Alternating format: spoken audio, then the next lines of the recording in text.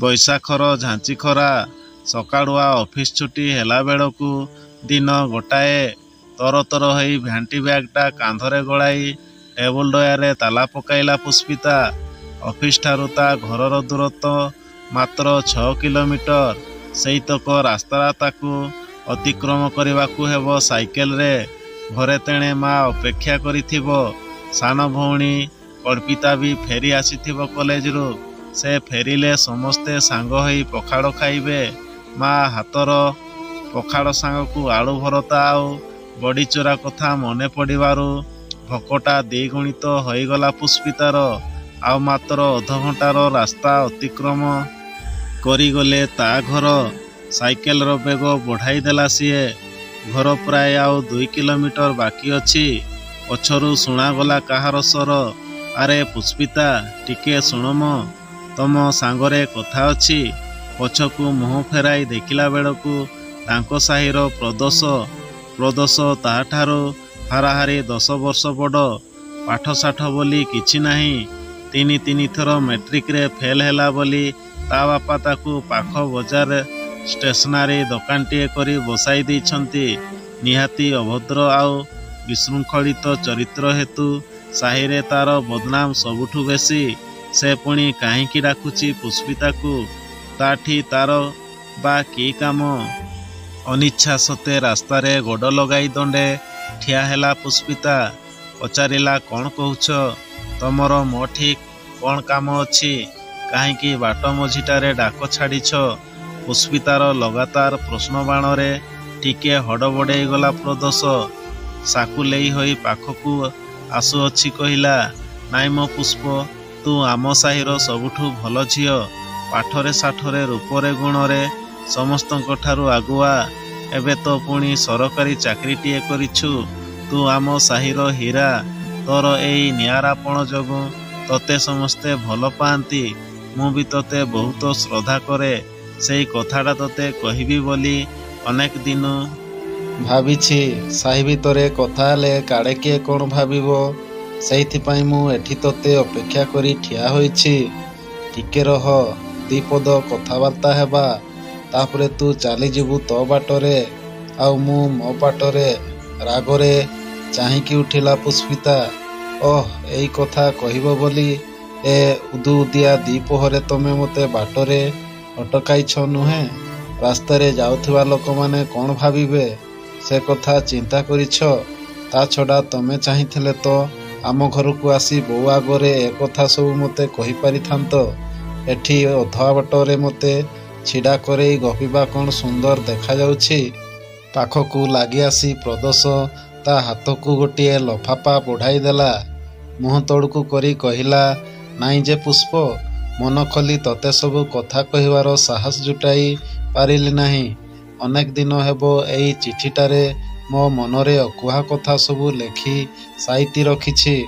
ଆଜି ସାହସ କରି ତୋତେ ଏଇଟା ଦେଉଛି। ଘରେ ଯାଇ ପଢ଼ିବୁ। ତୋ ମନର କଥା ମୋତେ ଲେଖିକି ଜଣାଇବୁ। କାଲି ମୁଁ ଏଇଠି ଅପେକ୍ଷା କରିଥିବି। ତୋଠାରୁ ଉତ୍ତର ନ ପାଇବା ଯାଏଁ ମୋତେ ଭୋକ ଶୋଷ କି ନିଦ କିଛି ହେବ ନାହିଁ। ଚିଠି ଖଣ୍ଡକ ତା ହାତରେ ଏକରକମ ଗୁଞ୍ଜି ଦେଇ ତାକୁ ଆଶ୍ଚର୍ଯ୍ୟଚକିତ କରି ପାଖରେ ଥୋଇଥିବା ମୋଟର ସାଇକେଲରେ ବସି ପାର ହୋଇଗଲା ପ୍ରଦୋଷ। ରାଗରେ ଗୋଡ଼ଠୁ ମୁଣ୍ଡ ଯାଏ ଥରୁଥିଲା ପୁଷ୍ପିତାର। କ'ଣ କହିବ କ'ଣ ନ କହିବ ଏମିତି ଭାବି ଭାବି ସାଇକେଲଟା ଆଗକୁ ବଢ଼ାଇଲା ସେ। ଘରେ ପହଞ୍ଚି ଭାବିଲା ବୋଉକୁ କହିଦେବ କି ବାଟରେ ଅଟକାଇ ପ୍ରଦୋଷ କହିଥିବା କଥା ସବୁ। ପୁଣି ଭାବିଲା କେତେ କଷ୍ଟ କରି ସେ ବୋଉକୁ ମନେଇଛି ଏଇ ଚାକିରିଟେ ପାଇଁ, ତାକୁ ବାହାରକୁ ଛାଡ଼ିବାକୁ। ବୋଉ ଯଦି ସବୁ ଶୁଣି ତା ବାହାରକୁ ଯିବା ବନ୍ଦ କରିଦିଏ ତେବେ କ'ଣ ହେବ? ପୁଷ୍ପିତାର ସବୁ ସ୍ୱପ୍ନ ଅଧା ରହିଯିବ ସିନା। ବାଲ୍ୟକାଳରୁ ବାପାକୁ ହରେଇଥିବା ପୁଷ୍ପିତା ଆଉ କଳ୍ପିତାଙ୍କୁ ତା ବୋଉ କେମିତି ବଡ଼ି ତିଆରି କରି ଠୁଙ୍ଗା ଭାଙ୍ଗି ଏଡୁଟିଏରୁ ଏଡୁଟିଏ କରିଛି ତା ପୁଷ୍ପିତା ଆଖିରେ ଦେଖିଛି। ଦିଟା ଝିଅଙ୍କୁ ମଣିଷ କରିବା ପାଇଁ ତା ବୋଉ ସଳିତା ପରି ତିଳ ତିଳ ହୋଇ ଜଳିଛି। ସାହି ପଡ଼ିଶାଙ୍କ ଟାହିଟା ପରା ନାଲି ଆଖି ସବୁ ଯନ୍ତ୍ରଣାକୁ ଅମୃତ କରି ପିଇ ଯାଇଛି। ସିଏ ଅଙ୍ଗେ ଅଙ୍ଗେ ନିଭେଇଛି।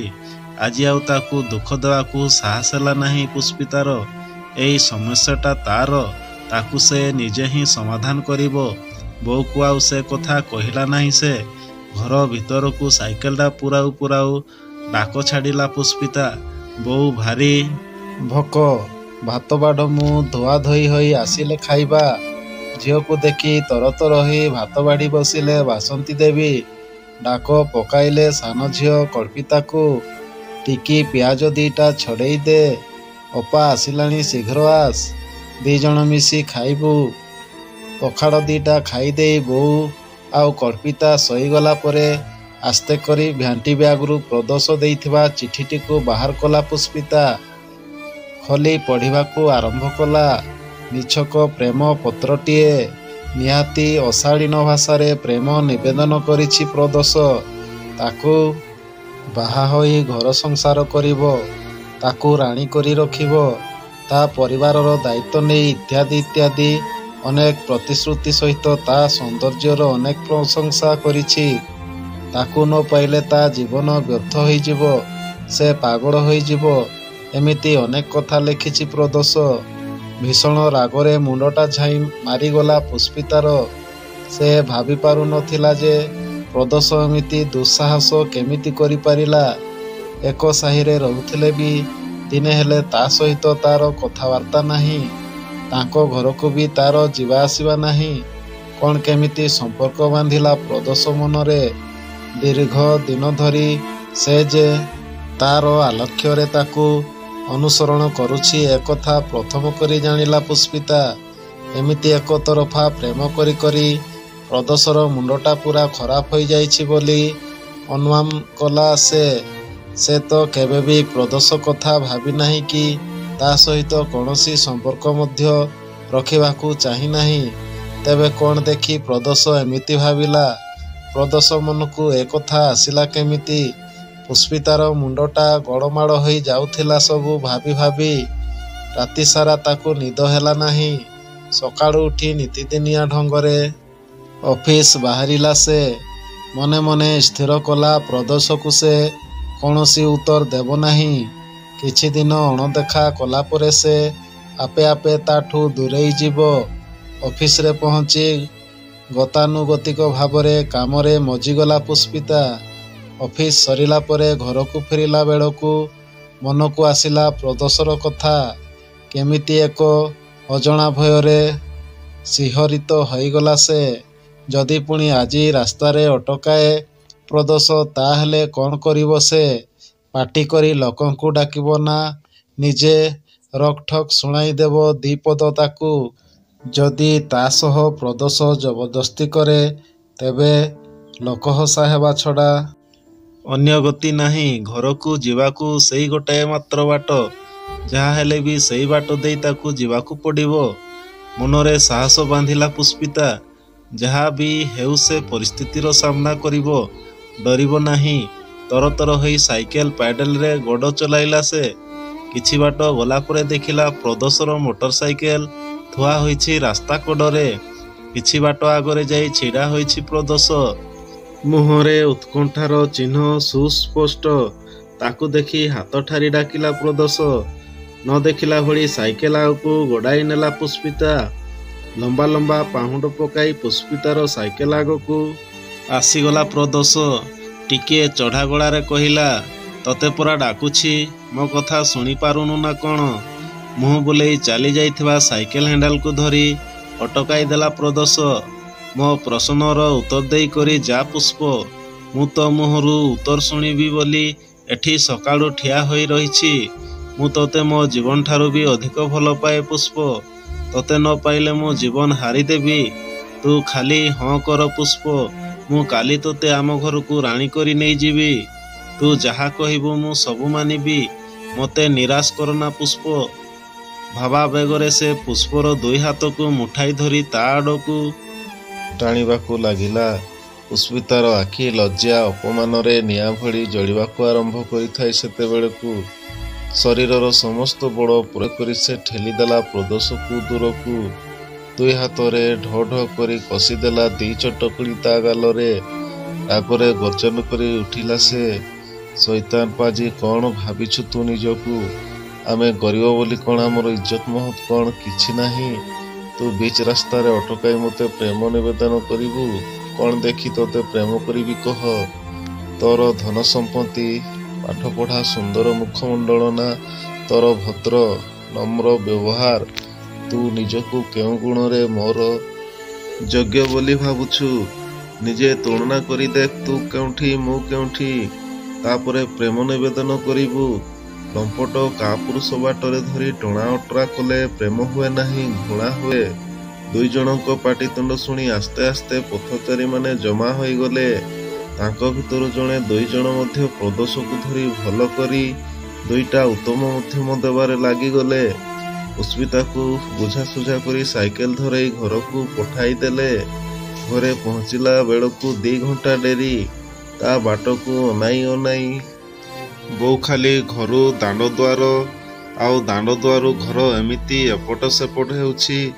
घरे पशु पशु ता मुहरु थम थम भाव एवं अस्तव्यस्त पोशाक पत्र देखि बो अनुमान करिदेला जे किछि गोटिए अघटन घटिछि। ताकू आउ किछि पचरा पचरी न करी चुपचाप खाइबा पई बाढ़िबाकू चलीगला। झियो आग खाई पी साष्टम हेउ सईतिलियारे कौन होइछि पचारि बुझिबो। एई कथा मनरे भाबी सांग होई खाई बसिले समस्ते। पुष्पितार पेटकू किंतु भात जाउ न थाए। रही रही प्रदोषर से निर्लज प्रेम निवेदन ता मनटाकू झिंझारी पकाउ थाए। शत चेष्टा सते मध्य से तार आखिलुहकू अटकाई पारु न थाए। सान भौणी कल्पिता तार ए भाव देखि खाली बल बल करी चाहू थाए ता मुहकू किंतु साहस करी किछि पचारु न थाए। कारण से जाने अपा निजे न कहिबा जाए ताठू कौनसी कथा केही आदाय करि पारिबे नाही। एभली परिस्थिति रे चुप रहिबा श्रेयस्कर भावी से तार पढ़ा घर को चलीगला। बासंती देवी मध्य हाथ धोइबा पई अगणा को उठी चलीगले। खाइबा थाली पाखरे सेइमेती बसी रही थाई पुष्पिता। आखिरु लुहधार गड़ी भात थाली रे पड़ू थाई किंतु पाटिरु पदुटिए हेले कथा बाहरु न थाए। पिंधा लुगा कानी रे हाथ पछी पछी बासंती देवी आसी बसिले पुष्पिता पाखरे। कौनसी वाक्य विनिमय न करी तार ऐठा हाथ को धोईदेले सेई थाली रे। धीरे धीरे कड़कू आउ जाई आनी तांको कोଳରେ ଶୁଆଇ ପକାଇଲେ ପୁଷ୍ପିତାକୁ। एथर आउ पुष्पितार कह बंधबाड़ मानिला नाही। भ भ रड़ी छाड़ी से मुह गुंजिला बासंती देवी छाती रे। अंतरर वेदना सबु लुह होई बहीगला मार अभय पणतरे। धीरे धीरे प्रकृतिस्थ होई पुष्पिता बखाणी बसला ता सहित घटिथिबा घटना सबु। बहु सबु चुपचाप शुणिला हेले कौनसी मतामत देला नाही। केमिति गोटाए अडुआ अडुआ लागिला पुष्पिता को। बौर नीरवता बोध हुए कौनसी झड़र पूर्वाभास। ता परदिन सकाळु उठी नित्यकर्म शुरू ठीक समय रे ऑफिस बाहरिला पुष्पिता। रोसई घरु बौर पाटी शुभिला पुष्प आज ऑफिस जीवा बंद। चमकी उठिला पुष्पिता। ये कौन कहूछि बौ? सरकारी चाकरी बिना दरखास्त बिना अनुमति रे से ऑफिस बंद करिवो केमिति? अगवाण को आसी कहला बौ पुसी मते दरखास्तटा लेखिकी दे मु जाई तो ऑफिस रे देई आसीबी। एका थरे 15 दिन पई छुट्टी लेखिबू। बौर गुरु गंभीर स्वररू स्पष्ट अनुमान करुथिला बौर ए 15 दिनिया छुट्टी दरखास्तटा तार चाकरी छड़ेबार प्रथम सोपान मात्र। ता माने बौ चाहूची से आउ बाहर को न जाऊ। प्रदोषर ललुप दृष्टि रे न पड़ू। एते लोकहसा न हो। निजर इज्जत जगी घरे बसु। से भल भावरे जाने से वर्तमान परिस्थिति रे घरटा संपूर्ण भावरे तारी रोजगार उपरे निर्भरशील। किछि दिन आगुरु से राण नियम देई बौर पड़ीबिका ठुंगा भंगा काम सबु निजे बंद करि सारिछि। अधा भंगा चाड़ घरटार गोटाए फाड़ आजबेस्टर पकाई मरामती करि सारिछि। आहरी अधक बाकी अछि। टिकीर स्कूल सरी एबे कॉलेज पढ़ा आरंभ होइछि मात्र। आगकू लंबा भविष्यत पड़िछि। ता सांगकू भविष्यतर अनेक सुनेली स्वप्न अछि साकार हेबाकू। एही समय रे बौर ए निष्पत्ति पुष्पितार समग्र सत्ताटाकू दहलाई देव ନାହିଁ କି? ପିଲାଟି ବେଳୁ ବୋଉର ଦୁଃଖ କଷ୍ଟ ସବୁ ଦେଖି ଦେଖି ମନସ୍ଥିର କରିଥିଲା ପୁଷ୍ପିତା। ସେ ପାଠ ପଢ଼ିବ, ବଡ଼ ମଣିଷ ହେବ, ନିଜ ଗୋଡ଼ରେ ନିଜେ ଠିଆ ହୋଇ ବୋଉର ଆଶ୍ରାବାଡ଼ି ହେବ, କଳ୍ପିତାର ସମ୍ପୂର୍ଣ୍ଣ ଦାୟିତ୍ୱ ନେବ, ତାକୁ ଭଲ ଘର ବର ଦେଖି ବାହା ଦେବ। ଏବେ ସେ ସବୁ ସ୍ୱପ୍ନମାନଙ୍କର କ'ଣ ହେବ କିଛି ଭାବି ପାରୁନଥିଲା ପୁଷ୍ପିତା। ତା ଆଖି ଆଗରେ ନାଚି ଯାଉଥିଲା କାଠୁଆ ଶୀତରେ ଥରଥର ହାତରେ କଲି ଅନ୍ଧାରରୁ ଉଠି ବୋଉର ବଡ଼ି ପରିବାରର ଦୃଶ୍ୟ। ବୈଶାଖର ନିର୍ଘାତ ଖରାବେଳେ ଝାଳନାଳ ଆଣ୍ଠିଏ ହୋଇ ବୋଉର ଠୁଙ୍ଗା ତିଆରି କରିବାର ଦୃଶ୍ୟ। ଚିରାଫଟା ଫ୍ରକ୍ଟି ମାନ ପିନ୍ଧି କଳ୍ପିତାର ଟଙ୍କାକିଆ ଆଇସ୍କ୍ରିମଟିଏ ପାଇଁ ବୋଉ ପାଖରେ ଅଡ଼ି କରିବାର ଦୃଶ୍ୟ। ସବୁ ଦୃଶ୍ୟମାନେ ଫେଣ୍ଟାଫେଣ୍ଟି ହୋଇ ପୁଷ୍ପିତାର ମୁଣ୍ଡ ଭିତରଟାକୁ ହାତୁଡ଼ିରେ ପିଟି ପକାଉଥିଲେ। ତାର ଆଖି ଆଗରେ ସବୁ ଧୂଆଁଳିଆ ଦିଶୁଥିଲା। ଦେହରୁ ଝାଳ ଗମଗମ ହୋଇ ନିଗିଡ଼ି ପଡ଼ୁଥିଲା। କିଛି ସମୟ ଉତ୍ତାରେ ନିଜକୁ ସ୍ଥିର କରିବାକୁ ଚେଷ୍ଟା କଲା ସେ। ଦେହ ମୁଣ୍ଡରୁ ଝାଳ ପୋଛି ଉଠି ଠିଆ ହେଲା।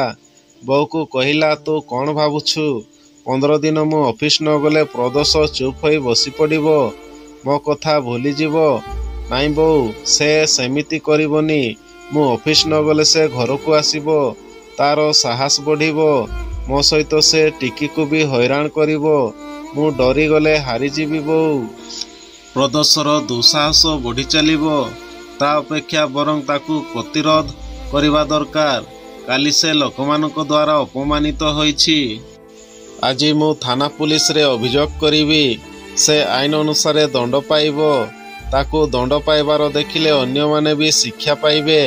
ଭବିଷ୍ୟତରେ ଆମ ପରି କାହାକୁ ହଇରାଣ ହରକତ କରିବାକୁ ସାହସ କରିବେ ନାହିଁ। ତୁ ଜାଣିନାହିଁ ବୋଉ, ଆଜିର ଯୁଗରେ ନାରୀ ଉପରେ ଅତ୍ୟାଚାର ପାଇଁ କେମିତି କଠିନ ଦଣ୍ଡ ସବୁର ବ୍ୟବସ୍ଥା ଅଛି। ଆଜି ନାରୀ ଆଉ ଅବଳା ଦୁର୍ବଳା ନୁହେଁ, ସେ ମା ଦୁର୍ଗାଙ୍କ ପରି ଶକ୍ତିଶାଳୀ। ମୁଁ ଆଜି ଯାଇ ମହିଳା ଥାନାରେ ତା ନାଁରେ ଅଭିଯୋଗ କରିବି। କାଲିର ଦେଖଣାହାରୀ ମାନଙ୍କ ମଧ୍ୟରୁ କେହି ନା କେହି ମୋର ସାକ୍ଷୀ ହେବେ। ତୁ ମୋଟେ ବ୍ୟସ୍ତ ହୋନା, ସବୁ ଠିକ ହୋଇଯିବ। ହାଁ ଟା କରି ଚାହିଁ ରହିଥିଲେ ବାସନ୍ତୀ ଦେବୀ ପୁଷ୍ପିତାର ମୁହଁକୁ। କାଲି ସକାଳର ଏଇ ବକଟେ ସିଙ୍ଗାଣି ନାକି ଝିଅଟା କେତେବେଳେ ଏତେ ବଡ଼ ହୋଇଯାଇଛି। ଏତେ ବଡ଼ ବଡ଼ କଥା କହି ନିଆଁକୁ ମଧ୍ୟ ଡେଇଁ ପଡ଼ିବାର ସାହସ ରଖୁଛି। ସେ ଭାବି ପାରୁନଥିଲେ ପୁଷ୍ପିତା ସାତ ପୁଅଙ୍କ ଠାରୁ ବଳି ତାଙ୍କ ପାଇଁ ଆଜି ତାରି ରୋଜଗାରରେ ଏ ଘର ଚଳୁଛି। ସେ ହିଁ ରକ୍ଷକ ଏ ଘରର। ତାଙ୍କର ଆଉ କଳ୍ପିତାର ଆଉ ତାଙ୍କର ଡରିବାର କ'ଣ ଅଛି? ସେ ବି ସବୁ ଲଢ଼େଇରେ ପୁଷ୍ପିତାର ପଛରେ ଠିଆ ହେବେ, ତାକୁ ସାହସ ଦେବେ, ଦୁର୍ବଳ କରିବେ ନାହିଁ। ସବୁ ବିପଦର ମୁକାବିଲା କରିବେ ପୁଷ୍ପିତା ସାଙ୍ଗରେ। ଆଖିରୁ 2 ଟୋପା ଆନନ୍ଦାଶ୍ରୁ ଝରି ପଡ଼ିଲା ବାସନ୍ତୀ ଦେବୀଙ୍କର। ଆଖି ଲୁହକୁ କାନିରେ ପୋଛି ଦେଇ ସେ ପୁଷ୍ପିତାକୁ କୁଣ୍ଢେଇ ପକାଇଲେ। କହିଲେ, ମା ମୋର, ତୁ ଠିକ କଥା କହିଛୁ। ବିପଦକୁ ନ ଡରି ତାକୁ ସାମ୍ନା କରିବା ଦରକାର। ତୁ ଆଜି ଅଫିସ ଯା। ଯଦି ଆଜି ପୁଣି ସେ ବଦମାସ ଟୋକା ତୋତେ କିଛି ହଇରାଣ କରିବ, ତୁ ଥାନା ପୋଲିସ ଯାହା କରିବା କଥା କରିବୁ। ଜମା ଡରିବୁ ନାହିଁ। ତୁ ତ ମୋର ସାହସୀ ଝିଅ। ମା ମଙ୍ଗଳା ତୋର ସାହା ହୁଅନ୍ତୁ। ବୋଉଠୁ ଅନୁମତି ପାଇବା ମାତ୍ରକେ ବିଜୁଳି ଭଳି ବାହାରିଗଲା ପୁଷ୍ପିତା ଅଫିସ ଅଭିମୁଖେ। ଆଜି ତ ଘଣ୍ଟାଏ ଖଣ୍ଡେ ଡେରି ହୋଇଯିବ ଅଫିସରେ ପହଞ୍ଚିଲା ବେଳକୁ। ତଥାପି ବଡ଼ବାବୁଙ୍କୁ ସେ ସବୁ କଥା କହି ବୁଝେଇ ଦେବ। ତାର କାମ ଉପରେ ବଡ଼ବାବୁ ଖୁବ୍ ସନ୍ତୁଷ୍ଟ ବୋଧ ହୁଏ। ସେ ତାକୁ କ୍ଷମା କରି ଦେଇପାରନ୍ତି। ଏମିତି ଭାବି ଅନ୍ୟମନସ୍କ ହୋଇ ଯାଉ ଯାଉ ଗୋଟାଏ ଠକ୍କର ଖାଇ ଅଟକିଗଲା ପୁଷ୍ପିତା। ଦେଖିଲା ଆଗରେ ରାବଣ ଭଳି ଠିଆ ହୋଇଛି ପ୍ରଦୋଷ। ମୁହଁରେ ଲାଗି ରହିଛି ଏକ ପୈଶାଚିକ ହସ। ହାତରେ ମୁଠାଇ ଧରିଛି ତା ସାଇକେଲର ହ୍ୟାଣ୍ଡେଲଟାକୁ। ଛାତି ଭିତରଟା ଭୟରେ ଥରୁଥିଲେ ବି ଜୋରରେ ଚିତ୍କାର କରି ଉଠିଲା ପୁଷ୍ପିତା। ଦେଖ ପ୍ରଦୋଷ, ତୋତେ ଅନୁରୋଧ କରୁଛି, ଭଲରେ କହୁଛି, ଭଲରେ ଭଲରେ ମୋ ସାଇକେଲ ଛାଡ଼ିଦେ, ମୋ ରାସ୍ତାରୁ ହଟିଯା। ନହେଲେ ତୋ ଅବସ୍ଥା କ'ଣ ହେବ ତୁ ନିଜେ ବି ଜାଣିପାରିବୁ ନାହିଁ। ନିଜଲଙ୍କ ପରି ଦାନ୍ତ ଦେଖାଇ ହସୁଥାଏ ପ୍ରଦୋଷ। କହୁଥାଏ, ପୁଷ୍ପ, ଅନେକ ଦିନ ତଳୁ ମୁଁ ମୋ ହୃଦୟରେ ତୋତେ ସାଇତି ରଖିଛି। ତୁ ମୋର, ଏକା ମୋର। ତୁ ମୋ ହୃଦୟର ରାଣୀ, ମୋ ଆଖିରେ ତାରା। ତୋ ବିନା ମୋର ଜୀବନ ବ୍ୟର୍ଥ ହୋଇଯିବ। ତୁ ରାଜି ହୋଇଯା, ମୁଁ କାଲି ତୋତେ ବାହା ହୋଇଯିବି। ତୁ ରାଣୀ ହୋଇ ରହିବୁ। କାହିଁକି ଏ ଖରା ତରାରେ ବୁଲି ଚାକିରି କରି ନିଜ ରୂପ ଯୌବନକୁ ନଷ୍ଟ କରୁଛୁ? ମୁଁ ତୋ ମା ଭଉଣୀ ସମସ୍ତଙ୍କର ଦାୟିତ୍ୱ ନେବି। ତୁ ଖାଲି ଥରେ ହଁ କରିଦେ। ରାଗରେ ଗୋଡ଼ରୁ ମୁଣ୍ଡ ଯାଏ ଜଳି ଯାଉଥାଏ ପୁଷ୍ପିତା। ହାତ ଗୋଡ଼ ଥର ଥର ହୋଇ କମ୍ପୁଥାଏ। ନିଜର ସବୁ ଶକ୍ତି ଏକାଠି କରି ପ୍ରଦୋଷର କଲର ଧରି ଘୋଷାରେ ଆଣି ତଳେ ପକେଇ ଦେଲା ସେ। ଗୋଡ଼ରୁ ଚପଲ ବାହାର କରି କଷି ଦେଇଗଲା ପାହାର ଉପରେ ପାହାର। ଗୋଡ଼ରୁ ମୁଣ୍ଡ ଯାଏ ପିଟି ପିଟି ଲହୁଲୁହାଣ କରିଦେଲା ପ୍ରଦୋଷକୁ। ସତେ ଯେମିତି ସେ ମହାକାଳୀ ପାଲଟି ଯାଇଥିଲା। ଆଖପାଖରୁ ଲୋକ ଆସି ଗଦା ହୋଇ ପଡ଼ିଥିଲେ ସବୁ। ହେଲେ କେଉଁ ଆଡ଼କୁ ନଜର ନଥିଲା ତାର। ଚପଲରେ ପିଟି ପିଟି ସାର୍ଟ କଲର ଧରି ସେମିତି ଘୋଷାରି ଘୋଷାରି ନେଇଗଲା ପାଖରେ ଥିବା ଥାନାକୁ। ଇନ୍ସପେକ୍ଟରକୁ ଦେଖା କରି ଏତଲା ଦେଲା ପ୍ରଦୋଷ ନାଁରେ। ପାରିପାର୍ଶ୍ୱିକ ଅବସ୍ଥା ଆଉ ତା ପଛରେ ଆସିଥିବା ଲୋକମାନଙ୍କ ବୟାନ ନେଇ ଥାନାବାବୁ ସିଧା ହାଜତକୁ ପଠାଇଦେଲେ ପ୍ରଦୋଷକୁ। ସେଦିନ ଆଉ ଅଫିସ ଯିବା ନହିଲା ପୁଷ୍ପିତାର। ଘରକୁ ଫେରି ଗୋଟି ଗୋଟି କରି ସବୁ କଥା ବୋଉକୁ କହିଲା ସେ। ମନରେ ଡରୁଥିଲେ ବି ବୋଉ ତାକୁ ସାବାସି ଦେଲା ପ୍ରଦୋଷକୁ ଉଚିତ ଶିକ୍ଷା ଦେଇଥିବାରୁ। ଧୁଆଧୋଇ ହୋଇ ଖିଆପିଆ ସାରି ଶୋଇପଡ଼ିଲା ପୁଷ୍ପିତା। ବୋଉ ମଧ୍ୟ ତାକୁ ଆଉ ଉଠାଇଲା ନାହିଁ ରାତି ଯାଏଁ। ରାତି ପାହି ସକାଳ ହେଲା। ପରଦିନ ପରି ନିତ୍ୟକର୍ମ ସାରି ପୁଷ୍ପିତା ବାହାରିଲା ଅଫିସ। କାଲି ସେ କାହାରିକୁ କିଛି ନ କହି ଛୁଟି ଦରଖାସ୍ତ ନ ଦେଇ ସେମିତି ଅଫିସ ବନ୍ଦ କରିଛି। ଆଜି ସେ ଶୀଘ୍ର ଯିବ ବୋଲି ଜଣାଇଦେଲା ବୋଉକୁ। ତରତର ହୋଇ ସାଇକେଲକୁ ଅଫିସ ଅଭିମୁଖେ ଗଡ଼ାଇ ଗଡ଼ାଇ ଯାଉଥାଏ ପୁଷ୍ପିତା। ଅଧା ବାଟ ଯାଇଛି କି ନାହିଁ କ'ଣ ଗୋଟାଏ ଆସି ମାଡ଼ ହେଲା ତା ବାଁ ପଟ ଗାଲରେ। ଟିକେ ହଡ଼ବଡ଼େଇ ଗଲା ସେ।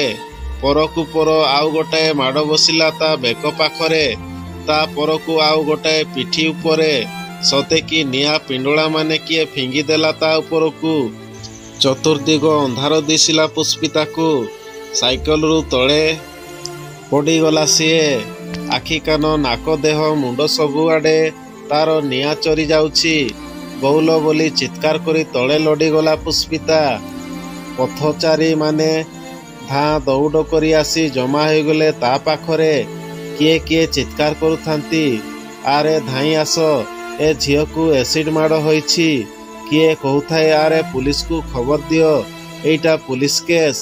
କେତେଜଣ ତା ଭିତରେ ଧାଇଁ ଯାଇ ଏସିଡ୍ ଫିଙ୍ଗି ଦୌଡ଼ି ପଳାଉଥିବା ପ୍ରଦୋଷକୁ ଧରି ଆଣି ବାନ୍ଧି ପକାଉଥାନ୍ତି ପାଖରେ ଥିବା ଇଲେକ୍ଟ୍ରିକ୍ ଖୁଣ୍ଟରେ।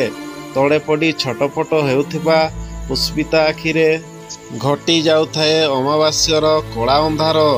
କିଛି ସମୟ ଛଟପଟ ହୋଇ ସେଇଠି ରାସ୍ତା କଡ଼ରେ ତାର ପ୍ରାଣପକ୍ଷୀ ଉଡ଼ିଗଲା ଦେହ ପଞ୍ଜୁରୀ ଛାଡ଼ି। ପରଦିନ ସମ୍ବାଦପତ୍ରର ପ୍ରଥମ ପୃଷ୍ଠା ମଣ୍ଡନ କରିଥିଲା ପୁଷ୍ପିତାର ଫାଇଲ ଫଟୋ ଇନସେଟ୍ରେ। ଉନ୍ମତ୍ତ ପ୍ରେମିକର ପୈଶାଚିକ କାଣ୍ଡ ଶୀର୍ଷକରେ ନିରବି ଯାଇଥିଲା ଜୁଜୁତ୍ସୁ ପୁଷ୍ପିତା। ଏକତରଫା ପ୍ରେମର ପ୍ରଚଣ୍ଡ ଜୁଇରେ